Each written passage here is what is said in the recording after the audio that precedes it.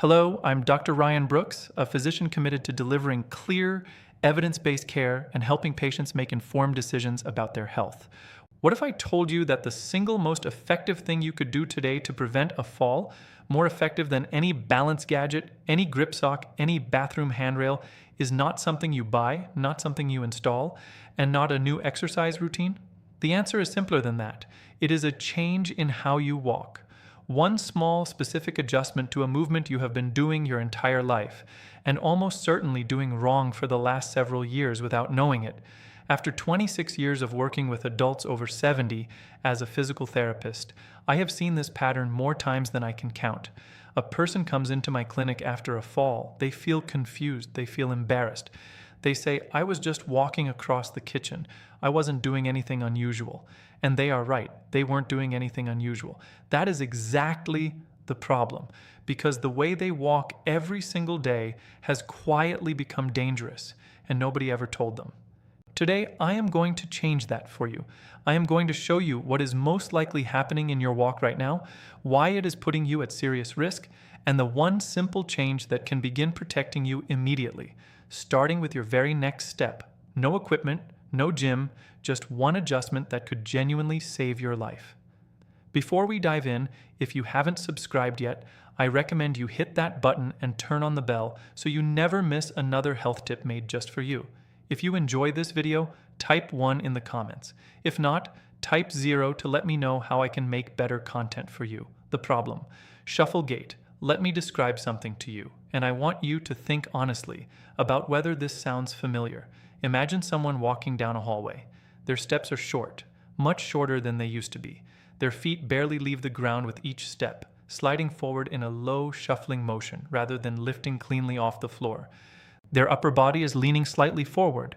Their gaze is tilted down toward the ground, and their arms are barely swinging at their sides. They are moving carefully, deliberately, because somewhere in the back of their mind, they are aware that the floor feels less trustworthy than it used to. This is called a shuffle gait, and it is one of the most walking patterns I see in adults over 70. It develops gradually, so gradually that most people do not notice it happening at all. What starts as a little caution after a close call becomes a habit. The steps get shorter, the feet stop lifting, the posture shifts forward. And what feels like careful, safe walking is actually one of the highest risk movement patterns your body can adopt. Here is why. When your feet shuffle close to the ground, any irregularity on that surface, a rug edge, a slight rise in the flooring, a crack in the sidewalk, becomes an instant trip hazard. There is simply not enough clearance between your foot and the floor for anything to go wrong without it going very wrong. And because your steps are short and your weight is already pitched forward, the moment your toe catches something, your body has no time and no room to recover. The fall happens before you even realize you are falling. Shuffle gait also signals something deeper.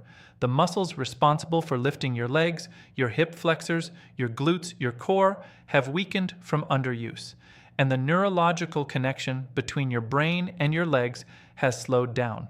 The good news is that both of these things are reversible, and it starts with one change. The one change: heel strike. The change I want you to make is this. From this moment forward, every step you take should begin with your heel. This is called a heel strike, and it is how human beings are biomechanically designed to walk. When you are young and your gait is natural and unguarded, your heel hits the ground first with each step.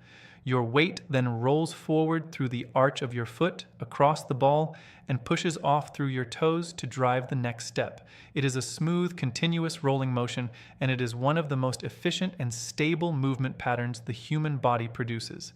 But here is what happens over time. As the muscles weaken and confidence in our balance quietly erodes, that heel strike disappears. The foot starts landing flat or even toe first, in a pattern that is shorter, lower, and far less stable. We stop rolling through the foot, we stop pushing off, we start shuffling, and with every passing month of shuffling, the muscles that produce a proper heel strike get weaker and weaker because they are simply not being asked to work. So what does correcting this actually look like? It is simpler than you might think. With each step, I want you to reach your heel slightly forward, just a few inches more than you normally would, and let it make contact with the ground first. Feel the weight shift forward through your foot. Let your toes push off behind you as you step. And most importantly, Bob, lift your foot. Do not slide it. Pick it up, reach it forward, land on the heel. When you do this correctly, several things happen simultaneously. Your step length naturally increases, which improves your stability and forward momentum. Your foot clears the ground properly, which eliminates the risk of catching on surface irregularities. Your posture automatically improves. The heel strike pulls your weight back and upright out of that forward-leaning shuffle position, and your hip flexors, glutes, and core are suddenly being asked to work again. Music, which begins rebuilding the very strength that protects you from falls. One change, one adjustment, but it triggers a chain reaction throughout your entire body that begins working for you rather than against you with every single step. Now, let me show you 5 exercises that will make this new walking pattern feel natural, automatic, and strong. Exercise 1, conscious heel strike walk. Why it matters. Before anything else, you need to practice the heel strike itself, slowly, deliberately, and with full awareness. Most people who have been shuffling for months or years have genuinely lost the motor pattern of a proper heel strike. The neural pathway that produces it has faded from disuse. This exercise rebuilds it by asking your brain and your legs to practice the movement correctly, repetition by repetition, until it starts to become automatic again. How to do it? Find a clear hallway or a long open space along a wall. Stand at one end with one hand lightly touching the wall for safety if needed. Begin walking, but this time think about nothing except your heel. With every single step, consciously reach your heel slightly forward and let it land first. Feel the contact. Feel your weight roll through the foot. Feel your toes push off. Take 10 steps forward this way, turn carefully using small marching steps, and walk back 10 steps. That is one set. Complete 3 sets. Rest for 30 seconds between sets. What to focus on. Slow down significantly for this exercise. Speed is the enemy of relearning. The slower you walk, the more conscious control you have over each step, and the stronger the neural signal you are sending to your brain. Think of this as reprogramming, not just walking. Progress tip. Once you feel comfortable with the heel strike on flat ground, try it on a slightly different surface, carpet versus hardwood, for example. The slight variation forces your nervous system to adapt and generalize the pattern, which is exactly what you need for real-world safety. Exercise 2, high knee march. Why it matters. One of the most direct consequences of shuffle gait is that the hip flexors, the muscles responsible for lifting your leg with each step, become progressively weaker. When they are weak, your foot clearance drops. When foot clearance drops, every rug, every threshold, every uneven surface is a potential trip. This exercise specifically targets those hip flexors and rebuilds the lifting reflex that keeps your feet safely above the ground with every stride. How to do it? Stand behind a sturdy chair with both hands resting lightly on the back for support. March in place, lifting your right knee towards your chest as high as you comfortably can, then lowering it back to the floor with control. Then lift the left knee. That is 1 full repetition. Complete 15 repetitions on each side, 30 total lifts at a slow, deliberate pace. The lift should feel effortless. If it feels too easy, you are not going high enough. What to focus on? Stand tall throughout. Do not lean your upper body backward as your knee rises. Keep your torso upright. The lifting work should come entirely from your hip, not from momentum or body lean, and control the descent just as carefully as the lift. The lowering phase is equally important for building the eccentric strength your leg needs when your foot returns to the ground. Progress. Tip. As this becomes easier, practice the march while moving forward slowly through your hallway, lifting each knee before stepping, then placing your heel down first. You are now combining this exercise directly with exercise 1, which is the closest simulation of proper walking you can train at home. Exercise 3, stride length walk. Why it matters. Shuffle gait shortens your stride dramatically, often to half or less of what it was in younger years. A short stride is an unstable stride. It reduces your momentum, disrupts your balance rhythm, and forces your center of gravity into an awkward, forward-pitched position. This exercise gently challenges you to extend your stride length back toward a safer, more stable range, rebuilding the confidence and muscle memory that a proper walking gait requires. How to do it. Place 2 pieces of tape on the floor of your hallway about 18 inches apart. This is your target stride length. Stand at one end, take a step forward, and aim to land your heel at or just beyond the second piece of tape. Then step with your other foot, landing the heel at the same distance. Walk the length of the hallway this way, 10 full strides, then turn and return. Complete 2 full lengths of the hallway. Focus entirely on step length and heel contact. What to focus on, do not lunge or overreach. The goal is a comfortable, natural extension of your stride, not a dramatic exaggeration. If 18 inches feels too far, start with 12. The distance matters less than the habit of reaching that heel forward with intention on every step. Progress tip. Over time, move the tape markers slightly further apart, half an inch at a time, to progressively challenge your stride length. Most people are surprised by how quickly their stride naturally lengthens once they begin training it consciously. Exercise 4, slow motion walk. Why it matters. Speed is where proper walking mechanics break down. When we walk fast or even at our normal everyday pace, we rely on habit and momentum rather than conscious muscle control. For someone rebuilding a walking pattern, speed is the enemy. The slow motion walk removes speed from the equation entirely, forcing every muscle involved in walking to work independently and with full control. It is one of the most powerful neurological training tools available for relearning safe movement. How to do it. Stand at one end of your hallway. Begin walking at the slowest pace you can physically manage, so slow that each step takes a full 3 to 4 seconds to complete. Lift your foot, pause briefly in the air, reach the heel forward, lower it to the floor, feel the weight shift, push off with the toes, and begin the next step. Walk the full length of the hallway in this slow motion style. Turn carefully and return. That is 1 set. Complete 2 sets. What to focus on. This will feel strange. Slow motion walking is genuinely difficult because it removes all the shortcuts that habitual movement relies on. Every wobble you feel is your balance system being trained. Every correction your ankle makes is your nervous system rebuilding its responsiveness. Embrace the difficulty. It is the whole point. Progress tip. Try closing your eyes for 2 or 3 slow motion steps once you feel steady near the wall. This dramatically increases the proprioceptive challenge and accelerates the neurological adaptation you are building. Exercise 5, obstacle step over. Why it matters. The controlled environment of a hallway is a starting point, but real life is full of obstacles. Rugs, door thresholds, pet toys, electrical cords, garden hoses. Every one of these is a potential trip hazard for someone with shuffle gait and low foot clearance. This exercise trains your brain and your legs to detect an obstacle, lift the foot high enough to clear it, and land safely on the other side, which is the exact sequence your body needs to execute in a fraction of a second when real life presents the same challenge. How to do it. Place a pool noodle, a rolled up towel, or a similarly soft, lightweight object on the floor of your hallway.